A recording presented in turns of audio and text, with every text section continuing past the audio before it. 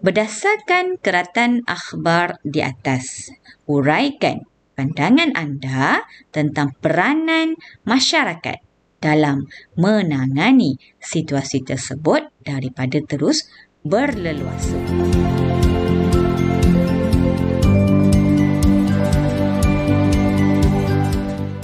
Bismillahirrahmanirrahim. Assalamualaikum warahmatullahi wabarakatuh. Apa khabar anak-anak semua? InsyaAllah pada kali ini kita akan teruskan koleksi soalan dan jawapan kemahiran berfikir aras tinggi ataupun KBAT khusus untuk pendidikan Islam tingkatan 5. Dan untuk siri pada kali ini kita akan masuk pula bidang akhlak Islamiyah. Jom sama dengan Ustazah. Baiklah anak-anak semua, insyaAllah untuk tajuk yang pertama atau untuk soalan yang pertama pada siri kali ini kita akan masuk pelajaran yang ke-18 di bawah tajuk Tawadhu' menzahirkan kesucian jiwa. Jadi anak-anak boleh rujuk muka teks pendidikan Islam tingkatan 5 muka surat 190. Mari kita lihat soalannya.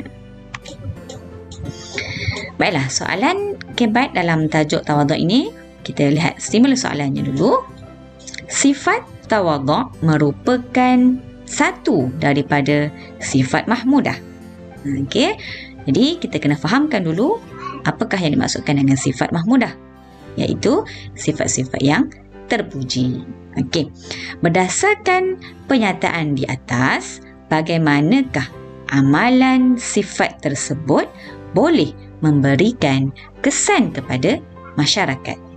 Jadi, dalam soalan ini, pelajar mesti memahami apakah yang dimaksudkan dengan sifat tawadhu' serta sifat mahmudah itu dan bagaimanakah sifat tawadhu' tadi memberi kesan kepada masyarakat, fokus kepada masyarakat.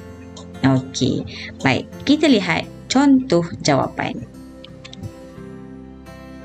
Sifat tawadhu' akan melahirkan perasaan kasih sayang dalam masyarakat kerana saling menghormati antara satu sama lain. Jadi perhatikan di awal jawapan ataupun isi itu Ustazah masukkan perkataan masyarakat kerana dikehendaki dalam soalan. Okey, seterusnya kita lihat uraian lengkap. Kesannya masyarakat akan hidup aman dan harmoni. Kesimpulannya, kita mestilah berusaha memupuk sikap merendah diri agar dapat mencontohi sunnah Rasulullah sallallahu alaihi wasallam. Baik, seterusnya kita berpindah kepada soalan yang kedua. Pelajaran yang ke-19 di bawah tajuk Istiqamah, jalan menuju mujahadah. Jadi, anak-anak boleh bersama dengan Ustazah rujuk buku teks pendidikan Islam tingkatan 5 muka surat 198. Mari kita lihat contoh soalannya.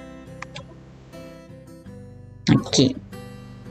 Peribahasa Melayu ada menyatakan, kalau tidak dipecahkan ruyung, manakan dapat sagunya. Jadi anak-anak pasti sudah biasa dengan peribahasa ini. Okey. Bincangkan peribahasa tersebut dalam konteks anda sebagai murid.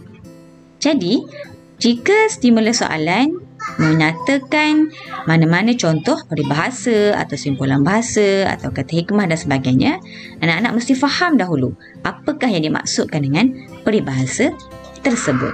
Dan insyaAllah soalan yang dikemukakan sudah pasti menggunakan peribahasa-peribahasa yang insyaAllah mudah difahami. Okey, jadi kita lihat contoh jawapan. Pelajar yang berjaya ialah pelajar yang bersungguh-sungguh menuntut ilmu. Itu isinya. Dengan cara sentiasa mengulang kaji dan memahami setiap pelajaran yang diajar oleh guru. Jadi huraian untuk isi ini kita gunakan kata hubung dengan, yang mana kita menjelaskan bagaimanakah yang dimaksudkan dengan bersungguh-sungguh itu. Okey, seterusnya huraian lengkap.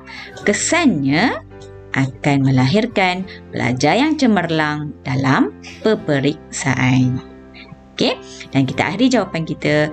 Kesimpulannya, kita mestilah tekun dan gigih dalam menimba ilmu agar berjaya dunia dan akhirat, insya-Allah. Jadi oleh kerana soalan tadi berfokuskan kepada sebagai seorang murid, jadi jawapan kita pun mestilah berkisar tentang kehidupan seorang murid ataupun pelajar. Okey. Baik. Seterusnya kita berpindah kepada pelajaran yang ke-20 ataupun soalan yang ketiga, iaitu tajuknya alam sekitar penenang minda.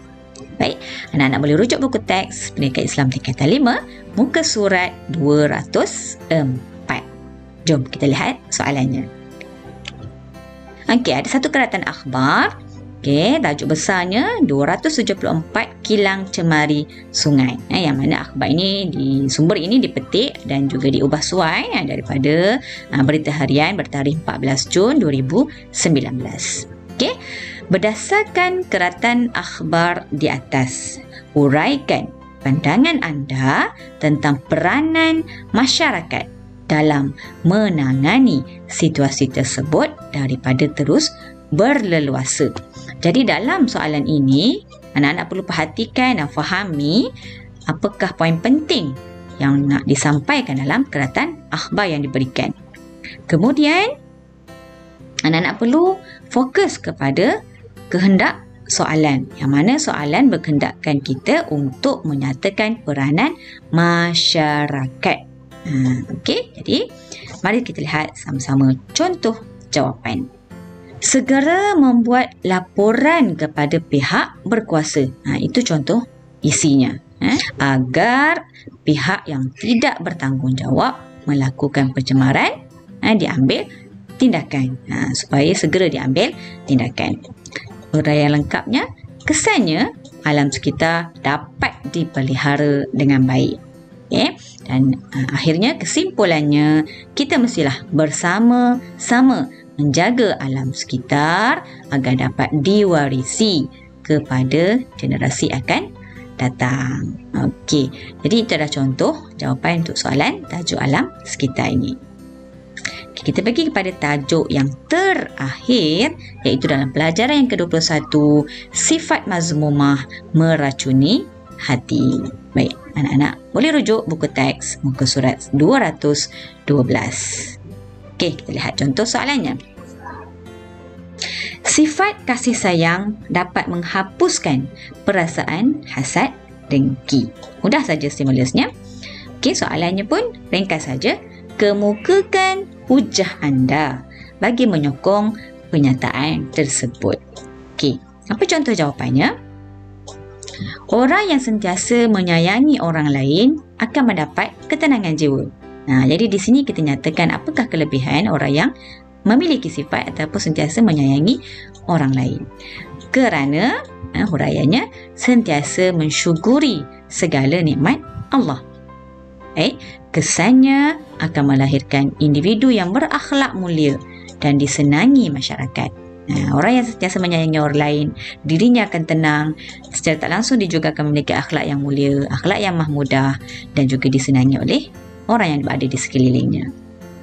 Kesimpulannya, kita mestilah berusaha menjauhi sifat mazmumah dengan sentiasa memperbanyakkan amalan soleh.